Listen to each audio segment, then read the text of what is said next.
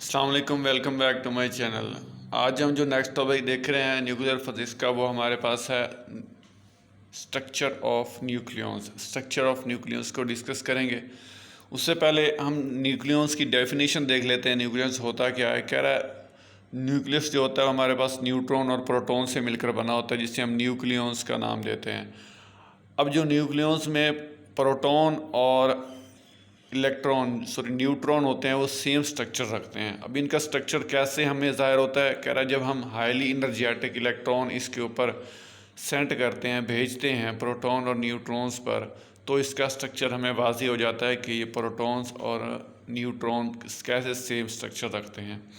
अब जो electron scattered करते हैं, यानी इलेक्ट्रॉन को मारा जाता है न्यूक्लियस पर, तो इसके हमारे पास एंगुलर डिस्ट्रीब्यूशन ये ज़ाहिर करती है कि न्यूट्रॉन और प्रोटॉन होते हैं वो पॉइंट चार्ज हैं, और जिनको हम क्वार्क्स कहते हैं। क्वार्क्स की डेफिनेशन यहाँ पर आपको मिल जाएगी। क्वार्क्स बेसिकली क्या होते हैं कि जैसे ही हम इलेक्ट्रॉन को हम स्कैटर्ड करते हैं, भेजते हैं न्यूट्रॉन्स की तरफ, न्यूट्रॉन और प्रोटॉन की तरफ, या न्यूक्लियस पर भेजते हैं, तो उसकी जो एंगुलर डिस्ट्रीब्यूशन जो होती है वो ये ज़ाहिर करती है कि जो प्रोटॉन और न्यूट्रॉन जिनसे न्यूक्लियस मिलकर बना होता है वो चार्ज पार्टिकल हैं, और इन चार्ज पार्टिकल को हम क्वार्क्स का नाम देते हैं। ये क्वार्क्स की डेफिनेशन होगी, आसान लफ्ज़ों में मैंने बता दी है। उसके बाद वो कह रहा है proton is made up of, यानी कि प्रोटॉन जो बना होता है जब उसको तोड़ा जाता है या उसके ऊपर इलेक्ट्रॉन्स जो है स्कैटर्ड किए जाते हैं, तो प्रोटॉन जो होता है वो 2 अप क्वार्क्स और 1 डाउन क्वार्क से मिलकर बना होता है, और न्यूट्रॉन इसके अपोजिट, यानी कि वो हमारे पास 2 डाउन क्वार्क्स और 1 अप क्वार्क से मिलकर बना होता है। तो these are 6 flavour of quarks are respective anti quarks are now shown in table, यानी कि जो हमारे पास 6 बन गए, 3 प्रोटॉन के 3 न्यूट्रॉन के। अब प्रोटॉन के जो होते हैं 2 अप क्वार्क्स और 1 डाउन क्वार्क होता है, और न्यूट्रॉन का हमारे पास जो होता है वो 2 डाउन क्वार्क 1 अप क्वार्क होता है। अब 1 अप क्वार्क की जो हमारे पास वैल्यू होती है, चार्ज होता है उसके ऊपर 2/3 इलेक्ट्रॉन्स होता है, और चार्ज ऑन एंटी क्वार्क सारी बात है वो उसके ऊपर अपोजिट हो जाएगा। अब डाउन क्वार्क पे हमारे पास क्या होता है, डाउन क्वार्क पे नेगेटिव चार्ज होता है 1/3 इलेक्ट्रॉन, और पॉजिटिव 1/3 इलेक्ट्रॉन। टॉप क्वार्क हमारे पास देख लें, टॉप क्वार्क 2/3 चार्ज होता है, और नेगेटिव चार्ज एंटी क्वार्क्स पर आ जाएगा। इसी तरह बॉटम क्वार्क भी नेगेटिव 1/3 और पॉजिटिव 1/3 ई हमारे पास चार्ज को डिनोट करता है।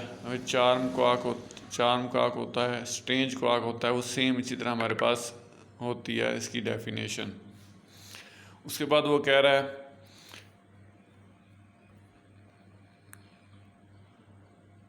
Charge on proton. अब चार्ज ऑन प्रोटॉन हम कैसे निकाल सकते हैं, चार्ज ऑफ न्यूट्रॉन कैसे निकाल सकते हैं। तो कैसे हमारे पास, हमने कहा था प्रोटॉन पर जो होते हैं, प्रोटॉन के पास 2 up quark 1 down quark. Up quark की हमने कीमत देखी, अप क्वार्क की पॉजिटिव 3/2 होती है, तो यहाँ पर हम पुट कर देंगे पॉजिटिव 3/2, पॉजिटिव 3/2 और 1 डाउन क्वार्क की कीमत हमारे पास वैल्यू नेगेटिव 1/3 है।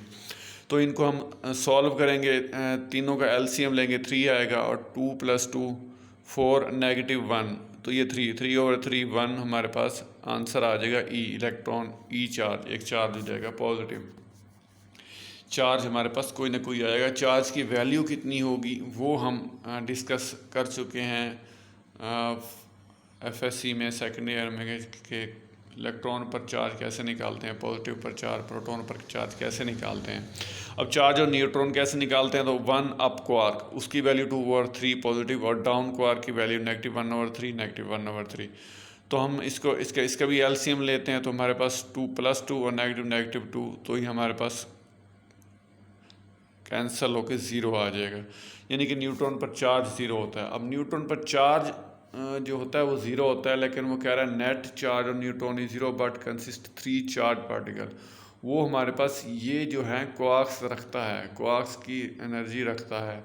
The force which originate between nucleon is only due to these quarks, यानी कि जो न्यूट्रॉन पर हम कहते हैं कि जो न्यूक्लियस होता है वो प्रोटॉन और न्यूट्रॉन से मिलकर बना होता है, और वो कैसे जुड़े होते हैं, तो वो इन्हीं क्वार्क्स की वजह से जुड़े होते हैं। हालांकि हम कहते हैं न्यूट्रॉन पर चार्ज तो नहीं होता, लेकिन फिर भी ये क्वार्क्स ही हैं जो न्यूक्लियस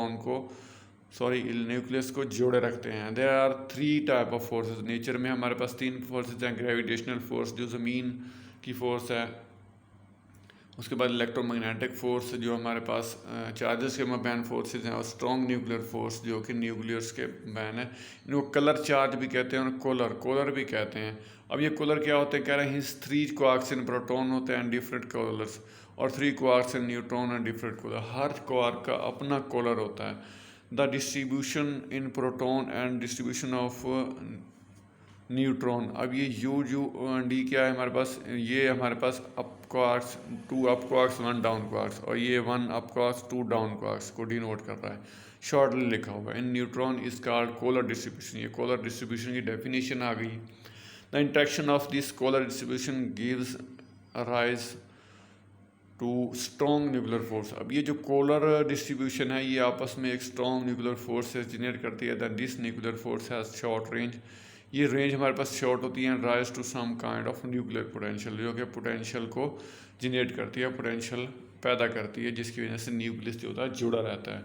ये था आज का हमारे पास शॉर्ट सा टॉपिक था, शॉर्ट क्वेश्चन हमारे पास। न्यूक्लियस का स्ट्रक्चर क्या होता है और इससे कैसे हम जो है ब्रीफली एक्सप्लेन कर सकते हैं। आई होप आपको क्लियर हो चुका होगा। चैनल को सब्सक्राइब कर दें, बेल आइकन पर क्लिक कर दें ताकि लेटेस्ट वीडियोस आप तक पहुंचती रहें।